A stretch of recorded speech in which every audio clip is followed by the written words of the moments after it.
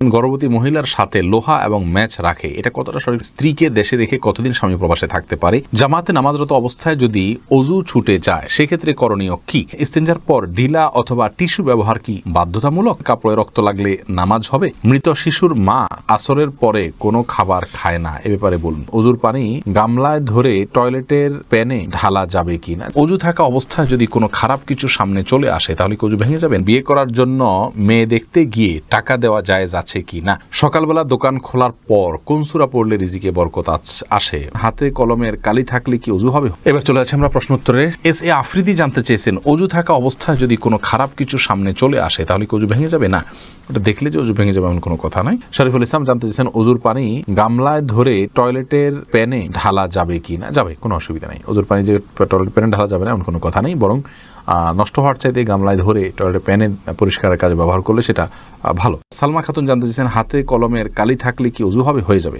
কলমের কালি এটা আমাদের শরীরের উপর আলাদা প্রলেপ তৈরি করে না যে যার ফলে অজু হবে না। তবে এরকম বিশেষ কোনো কলম যদি থাকে যে কলম আলাদা আস্তর তৈরি হয়, খোঁচালে উঠা যায়, চামড়ার উপর আলাদা বসে যায়, তাহলে সেক্ষেত্রে সেটা অবশ্যই দূর করতে হবে। এরপরে বেলাল হোসেন জানতে চেয়েছেন, বিয়ে করার জন্য মেয়ে দেখতে গিয়ে টাকা দেওয়া জায়েজ আছে কি না?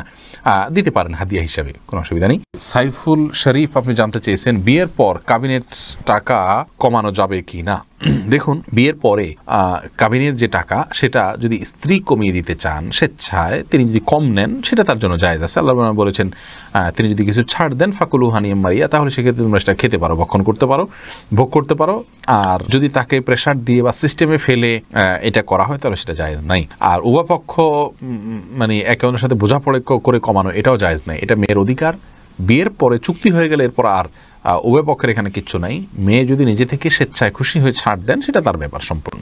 আবু হাইল আপনি জানতে চেয়েছেন, সকালবেলা দোকান খোলার পর কোন সূরা পড়লে রিজিকে বরকত আসে, বলবেন কি? আসলে ভাই এরকম কোনো বিশেষ কোনো সূরা নাই যে সূরাটা পাঠ করলে রিজিকে বিশেষ বরকত আসে, বরং বিসমিল্লাহ বলে যে কোনো কাজ শুরু করলে সেখানে আল্লাহ বরকত দান করেন। আল্লাহর নাম নিয়ে শুরু করলে, জিকিরের সাথে শুরু করলে এবং হালাল উপায়ে সে কাজটা সমাধান করলে ইনশাআল্লাহ তাআলা বারাকা দান করবেন। বিল্লাল আহমেদ সুমন আপনি জানতে চেয়েছেন, ফরজ সালাত একা পড়লে কি একামত দেওয়া লাগবে এবং কেরাত কি জোরে জোরে পড়া লাগবে? দেখুন ভাই বিলাল, ফরজ সালাত যদি একাও পড়েন সেক্ষেত্রেও আপনি আশপাশে কেউ আপনার একামত শুনে আপনার সাথে যোগ দিতে পারে, সে আশা থেকে একামত পড়ে একামত দিয়ে তারপরে রুকু সিজদার তাসবিহগুলো এই তাকবীরগুলো একটু উচ্চস্বরে পড়বেন জামাতের নিয়তে, যে আপনার সাথে কেউ যেন যোগ দেয় শুনে এসে। এটা হলো সুন্নাহ। যদি এটা না করেন আস্তে আস্তে পড়েন কোনো অসুবিধা নেই, এটা আবশ্যক নয়। সালমা খাতুন জানতে চেয়েছেন, কাপড়ে রক্ত লাগলে নামাজ হবে? দেখুন, কাপড়ে রক্ত লাগলে সে রক্তের যদি পরিমাণ অনেক অল্প হয় নামাজ হয়ে যাবে, কিন্তু যদি পরিমাণে বেশি হয় তাহলে সেক্ষেত্রে নামাজ হবে না। এটাই বিশুদ্ধতম যদি অনেকের মতে রক্ত পাক বা পবিত্র। সুলতান মাহমুদ মিল্টন জানতে চেয়েছেন, স্ত্রীকে দেশে রেখে কতদিন স্বামী প্রবাসে থাকতে পারে? অনেক আলেম বলেন 4 বা 6 মাসের অধিক সময় স্ত্রীর কাছে থেকে দূরে থাকলে বউ তালাক হয়ে যায়। আবার অনেকে বলেন গুনাহ হবে। এ কথাটি কি হাদিস দ্বারা প্রমাণিত?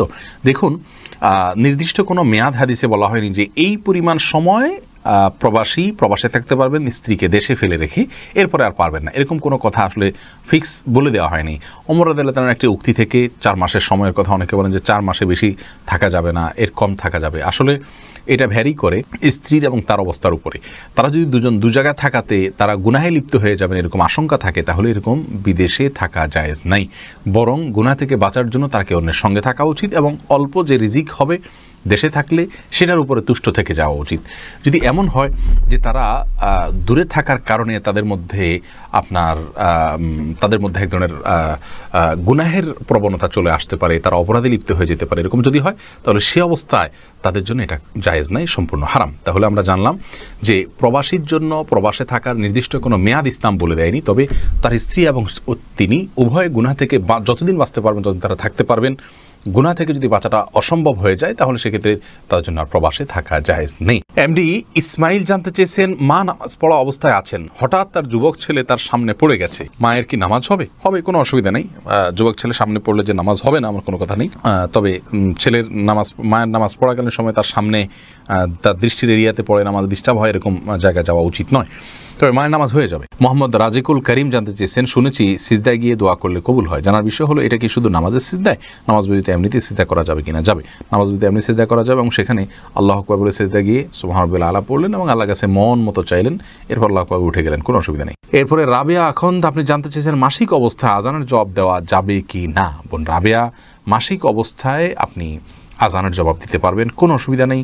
মাসিক অবস্থায় নির্দিষ্ট কিছু কাজ করা যাবে না, আর যে কোনো ইবাদত করা যাবে। আজানের জবাব দিতে নিষেধ কোথাও বলা হয়নি, যেখানে দিতে পারবেন, কোনো অসুবিধা নেই ইনশাআল্লাহ। নাহার আপনি জানতে চেয়েছেন মৃত শিশুর মা আসরের পরে কোনো খাবার খায় না, এ ব্যাপারে বলুন। মৃত শিশুর মায়েরা যদি আসরের পরে কোনো খাবার না খান, এটা খেলে ক্ষতি হবে বা এরকম কোনো বিশ্বাস আছে, এই সমস্ত বিশ্বাসের কারণে, তাহলে সেটি সম্পূর্ণরূপে পরিহার্য, এটা পরিত্যাগ করতে হবে। এ বিশ্বাস ভুল বিশ্বাস, বরং তিনি যে কোনো সময় খেতে পারেন। তার সন্তানের মৃত্যুর সাথে তার কোনো খাওয়ার সময়ের কোনো সম্পর্ক নেই।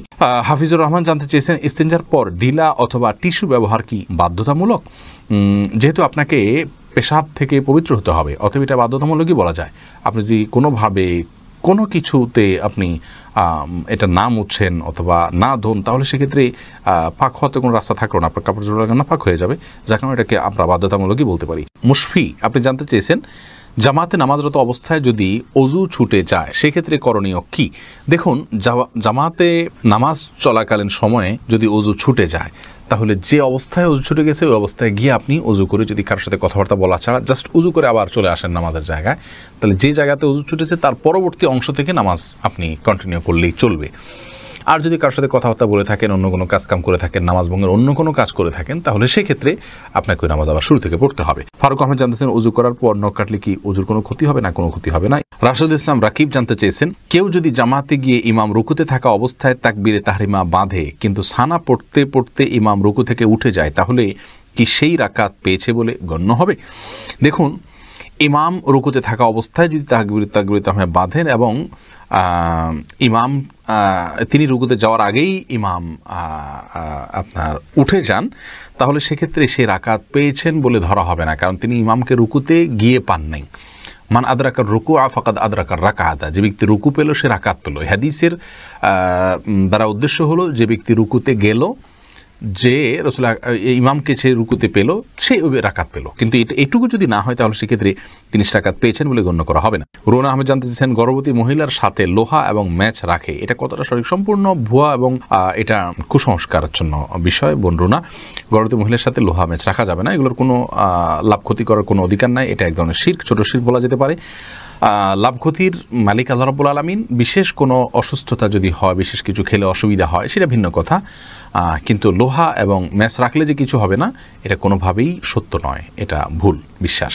নীরব আপনি জানতে চেয়েছেন সন্তানের যে কোনো ধরনের গুনাহের ভাগিদার কি মৃত বাবা মা হবেন যদি জীবিতকালে সঠিক দীক্ষা দিয়ে থাকেন? না, জীবিতকালে যদি তারা সঠিক দীক্ষা দিয়ে থাকেন, সাবধান করে থাকেন, এরপরে যে সন্তান করে, অবশ্যই তার দায়ভার বাবা মা বহন করবেন না। আল্লাহ বলেছেন ওয়ালা তাজিরু আল্লাহ তাজিরু ওয়াজিরাতুন উইজরা উখরা, আর কোনো ব্যক্তি অন্য কারোর পাপের বোঝা বহন করতে হবে না, বরং লাইসারিল ইনসান ইল্লা মা সা, সে যতটুকু করবে ততটুকু সে পাবে, যার কারণে সন্তানেরটা তিনি পাবেন না, যারটা সে পাবে। তবে তিনি যদি কথার কথা সন্তানকে অন্যায় কাজে প্ররোচিত করে যেয়ে থাকেন, সন্তানকে অন্যায় কাজ করার জন্য নির্দেশ দিয়ে থাকেন,